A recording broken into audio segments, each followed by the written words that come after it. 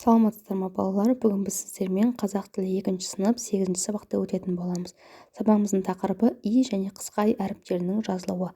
Сабақты бастамастан бұрын алдымен каналға тіркеліп, видеоға лайк басып қойсаңыздар. Каналда 2, 3, 4 сыныптың математика, қазақ тілі пәндерінің үй тапсырмаларын көріп орындасаңыздар болады. Енді бүгін сабақта өтетініміз и және қысқа и әріптерінің жазылу емлесін білетін боламыз. Сөздегі қатені табуды және түзеп жазуды үйренетін боламыз. Және тірек сөздермен әңгіме құрастырамыз. Алдымен 29-шы жаттығуға қарайық. Суретке қарап, өлеңде не туралы айтылатынын болжа дейді. Мен тиінмін, қыста жылы киіндім. Қоймам толы жаңғаққа, іші жылы үйімнің. Енді осы өлең бойынша тапсырма берілген екен. Өлең мазмұны бойынша қойылған сұрақтарды жалғастырып көр дейді. Бізде бірінші сұрақ, екінші сұрақ өзі берілген, 3 пен 4-ті өзіміз құрастыруымыз керек. Бірінші сұрақ өлең не туралы дейді. Екінші сұрақ тиін қыста қалай киінеді. Үшінші өзіміз қойған сұрақ, яғни тиіннің қоймасында не бар. Төртінші тиіннің үйі жылы ма, суық па. Тағы бір тапсырма осы өлең бойынша. Мына тиінді сипаттап жаз дейді. Тиін қандай? Оның құйрығы ұзын, өзі кішкентай, еңбекқор және оның түсі қызғылт сары. Өлеңнен и қысқа и дыбыстары бар сөздерді тауып, олардың қалай айтылатынын байқа дейді. Ол тапсырманы орындамастан бұрын алдымен біз ережеге назар аударайық. Сол бойынша тапсырманы орындаймыз. И бұл дауысты.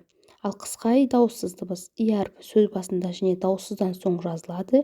Жиек, би, ит, иса. Ал и әріп қысқа и әрпі дауыссыздан кейін жазылады. Мойын, мейіз, ай, қайық. Енді осы өлеңнен и және қысқа и дыбыстары бар сөздерді тауып көрейік. Бірінші сөз тиінмін. Бұл жерде и дауысты болып тұр, себебі ол дауыссыздан кейін келіп тұр.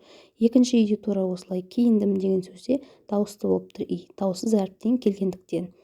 Қоймам сөзінде қысқа и дауыссыз болып тұр, дауысты әріптен кейін келген соң, яғни алдында о әрпі тұр.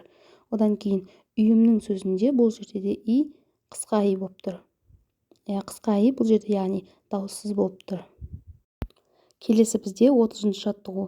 Суреттерге қарап балалардың не істеп жатқандығы туралы әңгімеле дейді. Бірінші суретте қыз өзінің анасына гүл сыйлап жатыр. Екінші бала айдың суретін салып отыр. Ал үшінші бала өзінің аяқ киімін тазалап отыр. Енді 31-ші жаттығуда сөйлемдерді толықтырып жаз дейді. Анама гүл беремін, айдың суретін саламын, өзімнің аяқ киімімді тазалаймын. И дыбысының алдында естілгенімен олар жазылмайды.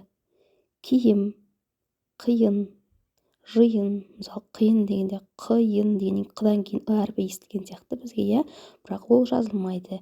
Киім дегенде де солай. Киім деп айтылады, бірақ жазылған кезде киім деп жазылады. Енді 32-ші жаттығуға қарайық. Сөздердің қатесін тауып түзеп жаз дейді. Бірінші сөз тақия, екінші сөз киім, үшінші сөз әшекей дегенде идің басы түртіледі, яғни қысқа и болады. Көйлек дегенде өден кейін келген и қысқа и болады. Жиде сөзінде де еден кейін келген и қысқа и болады. Және соңғы сөз сақина болады. Келесі бізде 33-ші жаттығу. Ерекше сыйлық тақырыбында тірек сөздерді пайдаланып әңгіме құрастыр дейді. Бұл жерде тірек сөздер сыйлық, таңдау, кітап, сыйлау, айдос және қуану. Енді осыған орай ерекше сыйлық тақырыбында кішкене әңгіме құрастырайық. Бүгін Айдостың туған күні. Соған орай ол бізді үйіне қонаққа шақырды. Мен үшін туған күн иесіне ерекше сыйлық таңдау аса маңызды. Ойлана келе оған кітап сыйлауды жөн көрдім. Айдос бұл сыйлығыма қатты қуанды. Міне балалар, осымен бүгінгі біздің сабағымыз аяқталды.